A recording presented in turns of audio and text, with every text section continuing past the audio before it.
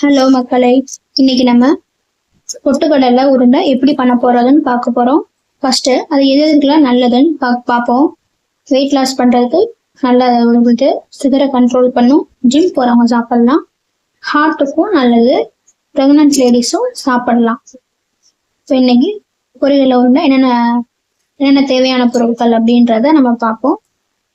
First அரை cup பொட்டுக்கடலை எடுத்து வச்சிருக்கேன், 3 ஸ்பூன் நாட்டு சர்க்கரை, 4 முந்திரி பருப்பு, ஒரு பிஞ்சு உப்பு எடுத்து வச்சுக்கோங்க. ஆவின் நெய் எடுத்து வச்சிருக்கேன் நான், உங்களுக்கு என்ன பிடிச்சிருக்கோ அதை எடுத்து வச்சுக்கோங்க.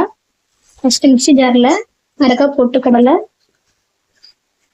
எடுத்து வச்சிருக்க முந்திரி பருப்பு, நாட்டு சர்க்கரை, உப்பு எல்லாத்தையும் ஒன்னாவே போட்டு உரப்பா அரைச்சி எடுத்து வச்சுக்கோங்க. தண்ணி ஊத்தாம அரைச்சி எடுத்து வச்சுக்கோங்க, அப்பதான் மிக்சி ஜார்ல ஒட்டாம இருக்கும். இப்ப இந்த அரைச்சி வச்சுட்ட ஒரு இதில் போட்டுருங்க. அது கூட ஒரு ஸ்பூன் நெய் ஆட் பண்ணிக்கோங்க.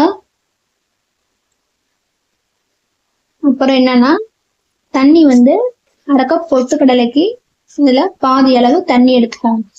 தண்ணி எடுத்து அதை நல்லா ஊற்றி நல்லா பிசைஞ்சுக்கோங்க. இது பிசையும் போதே நல்ல உருண்டையா வரும்.